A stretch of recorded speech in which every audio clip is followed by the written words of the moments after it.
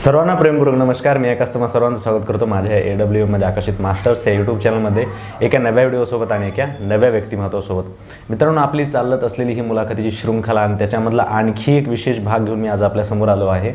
आणि आजचे आपले पाहुणे आहेत, सर्वांच्या वतीने मी त्यांचं स्वागत करतो. श्री हरिभक्तीपरायण परमपूज्य आदरणीय अमृत आश्रम महाराज जोशी यांचं. महाराज, सर्वांच्या वतीने स्वागत आहे तुमचं. कशी आहे तब्येत? छान आहे.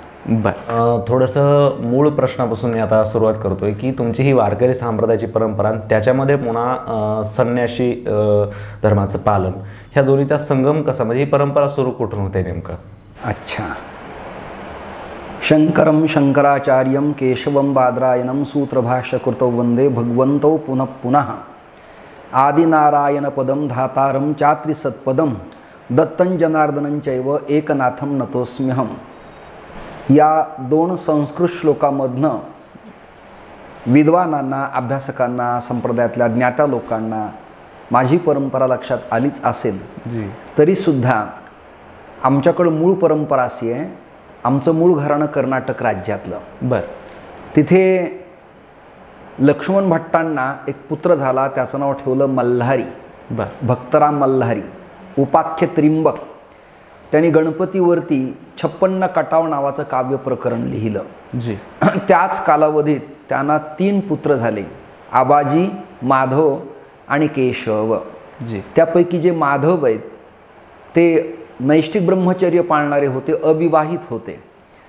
त्यांना वेदमंत्र येत होते, सकल शास्त्र निपुणते होते, परंतु संत वाङ्मयाच्या अर्थाची संगती त्यांना लागत नसायची. त्यामुळे त्यांना मानसिक वेदना होत असत. अशाच कालावधीमध्ये शांती ब्रह्मसंत एकनाथ महाराज पैठणचे हे आपल्या कन्येकडं कर्नाटकात बिदरला आले होते. ही वार्ता माधवाच्या कानावरती आली आणि माधव शांतीब्रह्म एकनाथ महाराजांना नमस्कार करण्यासाठी गेले, आशीर्वाद घेण्यासाठी गेले. शांतीब्रह्म संत एकनाथ महाराजांनी विचारलं, आपण कुठून आलात, काय? संपूर्ण चौकशी झाल्यावर त्यांनी सांगितलं, मी वेदज्ञ आहे, अभ्यासक आहे, परंतु ज्ञानोबरायांच्या कूट अभंगाचे अर्थ मला उमगत नाही, ती कृपा आपली व्हावी. मला संत साहित्यात, लालित्यात अत्यंत आवड आहे, मला कीर्तन करता यावं, संतांची सेवा करता यावी. एकनाथ महाराजांनी स्मितहास्य केलं आणि एकनाथ महाराजांनी कृपा कटाक्षाने न्याहाळलं आणि आलिंगन दिलं. परिणाम ते एकनाथ महाराजांचे पटशिष्य झाले आणि शांतीब्रह्म एकनाथ महाराजांच्या पाठीमागं दंडवत घालत, लोटांगण घालत घालत ते कर्नाटक ते पैठणपर्यंत आले. पैठणला आल्यानंतर काही उपहास करणारी मंडळी म्हणाली की तुम्ही दिसेल त्याला नमस्कार करता, मग या वाळवंटात गोदावरीच्या पात्रात एक गाढव मरून पडलंय, मग त्यालाही नमस्कार करताल काय, असा प्रश्न विचारल्यानंतर सर्वत्र ब्रह्म समभावानं पाहणाऱ्या माधवानं मेलेल्या वाळवंटातल्या गाढवालाही नमस्कार केला. ईश्वर कृपा अशी झाली की ते गाढव उठून बसलं. मग त्यांचं नाव पुढे दंडवत स्वामी झालं. त्यांचं मूळ नाव विरक्त माधव शाळीग्राम. मग त्यांच्या नंतर त्यांची परंपरा त्यांचे धाकटे बंधू केशव महाराजांनी सांभाळली. आणि शांतीब्रह्म एकनाथ महाराजांचं 31 अध्यायाचं त्यांनी ओवी छंदात प्रकरण लिहिलं. तो ग्रंथ अभ्यासकांना आज सर्वत्र उपलब्ध अशा प्रकारचा आहे. त्याच केशवांना माणकोजी महाराजांनी कपाळाला बुक्का लावला आणि त्यांनी भारतभर भ्रमण केलं. प्रपंच उत्तम झाल्यावर चौथ्याची ठाई काहीच करणे नाही म्हणून चतुर्थ आश्रम स्वीकारला आणि त्यांचं नाव शंकरानंद तीर्थ झालं. शंकरानंद तीर्थांचे शिष्य पुढे विठ्ठलानंद तीर्थ, त्याच्यानंतर गोविंद तीर्थ, मग त्रिविक्रम तीर्थ, मग वरदाश्रम स्वामी. वरदाश्रमांचा संन्यास घेण्याच्या आधीचं नाव धर्मदेव महाराज. या धर्मदेवांनी 2000 अभंग लिहिले. त्यातले 150 आमच्या बाडात, आमच्या परंपरेत, मठात आज उपलब्ध आहेत. त्या अभंगाचं नाव आहे शतपत्र प्रकरण. 2000 लिहिले, मग शतपत्र का, असा प्रश्न तुम्हा सगळ्यांना होईल. त्याचं कारण असं आहे, पांडुरंगाच्या चरणावरती त्यांनी 2000 अभंग वाहिले, त्यातले जे चरणावरती थांबले त्याचं नाव शतपत्र अभंग अशा प्रकारचं ठरलेलं आहे. त्याच वरदाश्रम स्वामींच्या नंतर गणेशाश्रम स्वामी नावाचे एक संन्यासी झाले, त्यांचं नाव शाहूदेव होतं. त्यांना मुलगा झाला त्रिंबक उपाख्य राजाभाऊ महाराज जोशी. आणि त्यांना 3 मुलं झाले, गणेश, अनंत आणि प्रभाकर आणि धाकटी कन्या प्रमिला. या सगळ्यांच्यापैकी अनंत नावाच्या पुत्राचा मी अमृत नावाचा मुलगा, पुढे मी 50-60 वर्षापर्यंत प्रपंच केल्यानंतर वारकरी संप्रदायाचं पालन पोषण, जनजागरण, कथा कीर्तन, नियमाचं जीवन जगून मला परंपरा खंडित न होऊ देता वारकरी संप्रदायाची परंपरा, अधिक संन्यासाची परंपरा, उपासना आणि जोपासना करण्यासाठी मी काशीला जाऊन संन्यास घेतला आणि पुढे कर्नाटक राज्यातल्या संकेश्वर शंकराचार्याच्या मठावरती दंड धारण केला. आता संन्यासी नाव माझं धर्मगुरू अमृत आश्रम स्वामी अशा प्रकारचा आहे.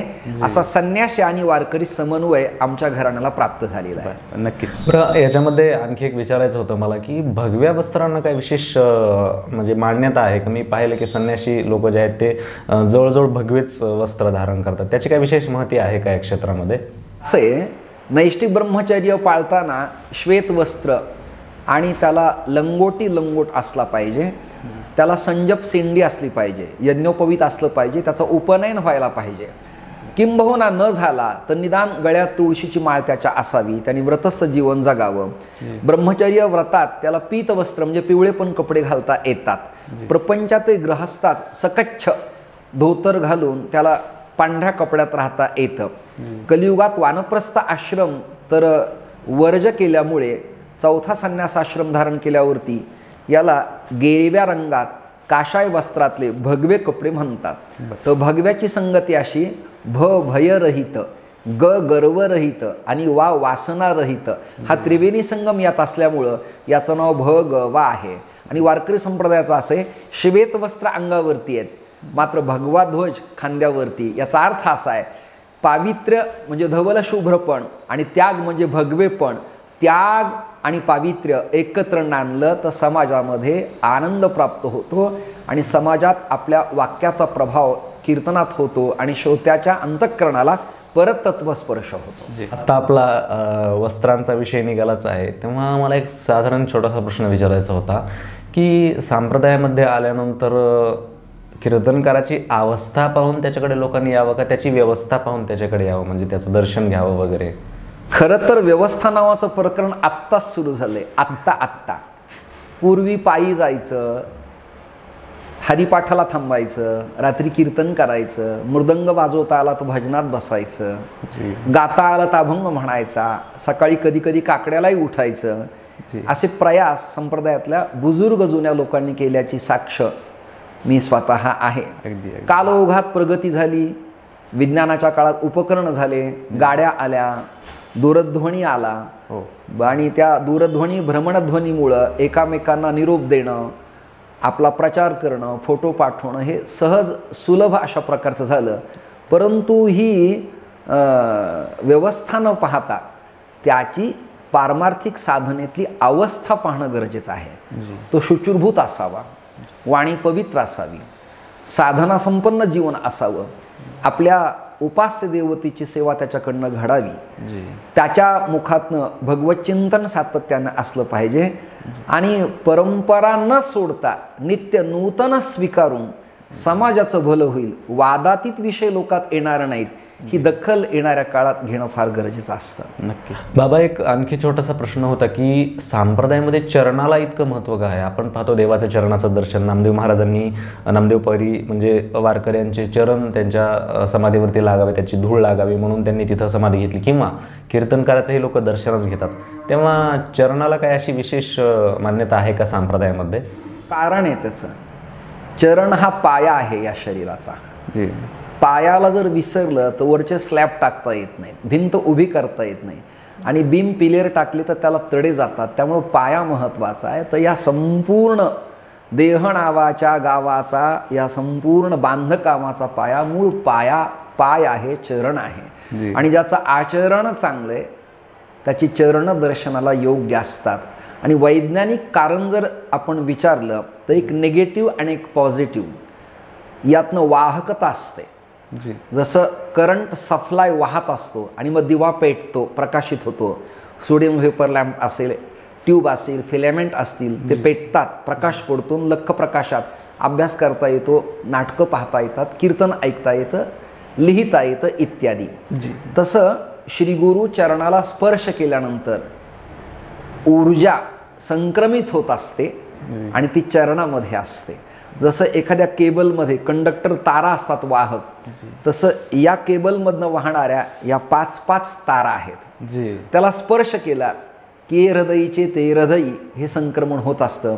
यासाठी अध्यात्माबरोबर ही वैज्ञानिकता येणाऱ्या काळात कळणं फार महत्त्वाचं आहे. माझा पुढला जो प्रश्न आहे तो काय म्हणतात थोडासा कॉमनच आहे. मी प्रत्येक याच्यामध्ये विचारत असतो, म्हणजे वेगवेगळ्या कीर्तनकाराची याच्यावरती मत जाणून घेत असतो की आजची कीर्तन पद्धती ही थोडीशी बदलली आहे का? म्हणजे काय म्हणतात, तुमच्या काळात जसे मार्मिक कीर्तन असायचे ते थोडं विनोदी वगैरे ते झालर लावून आजचे कीर्तनकार करतात, मग ते त्यांचं योग्य आहे का किंवा कितपत ते योग्य आहे, याच्याबद्दल तुम्हाला काय वाटतं?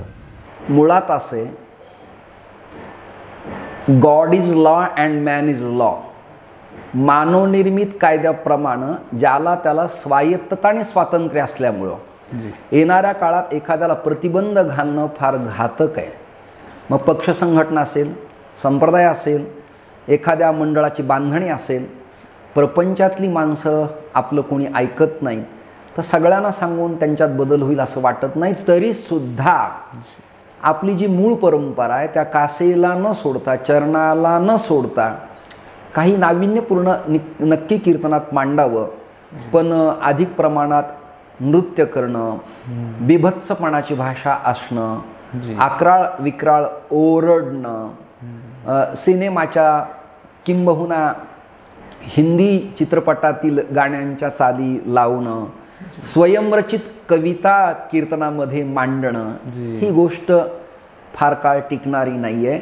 जसं निरक्षर विवेकानं हंस नावाचा पक्षी हा मोती निवडतो, किंबहुना दूध आणि पाणी स्वतंत्र त्याला करता येतं, तसे चाणक्य श्रोते सप्ताह ठेवणारे जर अभ्यासू लोक असतील तर कोणाच्याही पाठीमागं ते धावणार नाहीत.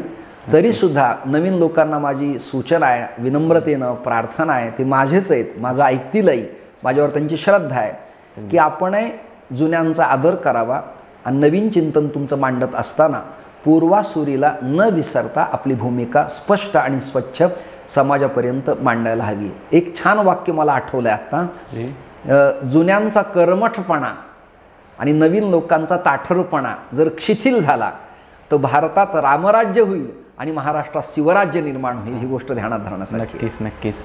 बाबा थोडंसं आणखी विचारतो याच्यामध्ये की एक दोन कीर्तनकार किंवा 2-3 कीर्तनकार सांगाल का मला की त्यांच्यासारखं तुम्ही म्हणजे जुने असतील किंवा आता असतील? एक हरिदासी कीर्तन परंपरेमध्ये मी कराडकर बुवा नावाचे एक प्रसिद्ध कीर्तनकार होऊन गेले की ज्यांचं शास्त्रीय गाणं तयार होतं, संस्कृत तयार होतं, शास्त्रीय दृष्टी होती, पूर्वरंग उत्तम असायचा आणि आख्यानात ते साकी, दिंडी, आर्या, अंजनी गीत, त्याच्यानंतर फटका, पोवाडा, कटाव ही प्रकरण म्हणत असत.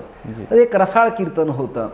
त्यानंतर महाराष्ट्रात सद्गुरू श्री धुंडा महाराजांची कीर्तनं, म्हणजे बिनचूक नकाशा, स्वच्छ अशा प्रकारचा.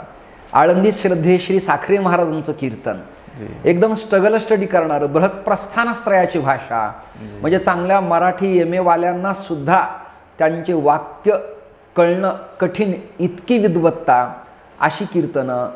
त्याच्यानंतर गाणं, स्वर आणि मांडणी श्रद्धे श्री सदानंद गुरुजी, अशा ज्ञात्या लोकांना मी आदर्श सातत्याने समोर ठेवला. जुन्या चाली आणि कीर्तनातलं प्रेझेंटेशन कसं असावं या बाबतीत आमचे रामकृष्ण महाराज लहवीतकर आहेत, ते विद्यावाचस्पती आहेत. नवीन कीर्तनकारांच्या मध्ये माणकोजी महाराज बोधल्यांच्या वंशातले ॲडव्होकेट विद्यावाचस्पती जयवंत महाराज बोधले आहेत. गुंडा महाराजांच्या परंपरेमध्ये चैतन्य महाराज दिगलूरकरांच्या सारखा ज्ञाता प्रतिभासंपन्न मनुष्य आहे. त्याच्यानंतर चंद्रशेखर महाराजांच्या सारखा ज्ञाता अभ्यासू मनुष्य या ठिकाणी आहे. जी डॉक्टर नारायणराव जाधवांच्या सारखी माणसं आहेत. जी आज अशा अनेक लोकांची नावं आपल्याला घेता येतील. नक्की. विद्वान कीर्तनकार आहे. संदीपानदादा हासेगावकरांचं कीर्तन, श्री पांडुरंग महाराज घुल्यांचं कीर्तन, काही छानच कीर्तन आहेत. आणि अन्य नवे मुलं आणि मुली सुद्धा अतिशय उत्तम कीर्तन करतायत. धर्मनिरपेक्ष जीवन जगण्यापेक्षा धर्मसापेक्ष जीवन जगतायत, धर्माला मानतायत. ही गोष्ट येणाऱ्या काळात जमेची आहे. जी बाबा, शेवटच्या प्रश्नाकडे येतोय मी आता की तुम्ही तुमच्या जीवनामध्ये आजपर्यंत अशा कोणत्या गोष्टी जपल्या ज्या की येणाऱ्या यूथ जनरेशननेही वारकरी संप्रदायाच्या जपाव्यात आणि जेणेकरून त्यांचं कधीही पतन होणार नाही आणि त्यांच्या आयुष्यामध्ये एक चांगला वारकरी कीर्तनकार म्हणून प्रसिद्ध होण्यासाठी त्यांना त्या गोष्टी मदत करतील? मुळात असे द्रव्याच्या संबंधानं कीर्तनकाराचा अमुक असा अट्टहास नसावा.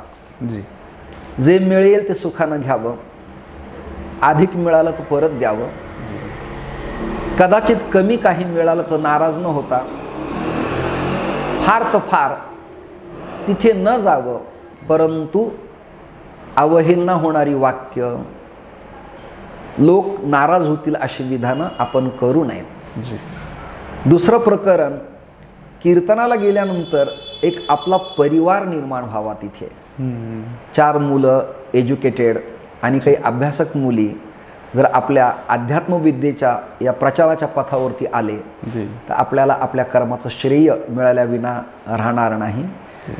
स्वर आपला मजबूत असला पाहिजे, तो जपला पाहिजे. जी पखावज वादकाला न रागवता आपल्याला लागणाऱ्या संगतीत स्पीकरची आणि पानाची आणि पुडीची ट्विनिंग करून घेतली पाहिजे. गेल्या गेल्या विना स्वरात जुळवला पाहिजे. जी आणि टाळकऱ्यांना प्रमाण पाठ नाही म्हणून त्यांच्यावर न रागवता जे आपल्याला इथं ते म्हणावं, जे नाही आलं ते सोडावं. परंतु येणाऱ्या काळात एक वाक्य बोलतो, छान वाक्य, जी येणाऱ्या काळात कीर्तनात वादापेक्षा सुसंवाद असावा. खूप खूप आभार मानतो महाराज की या छोट्याशा मुलाखतीसाठी तुम्ही वेळ दिला. याच्यामधून नक्कीच कोणाला तरी प्रेरणा मिळेल आणि तुम्ही त्या गोष्टीसाठी वेळ दिला त्याच्याबद्दल मी तुमच्या चरणावरती साष्टांग दंडवत करतो. आणि मंडळी, तुम्हालाही विनंती आहे, आलाच आहात व्हिडिओ पाहिला आहे तर शेअर नक्की करा आणि जर आवडला असेल तर लाईकचं बटन नक्की दाबा आणि एक प्रेमळ कमेंट नक्कीच करायला विसरू नका. तेव्हा चला पुढे भेटूया एका नव्या व्हिडिओसोबत, एका नव्या व्यक्तिमत्वासोबत. तोपर्यंत नमस्कार.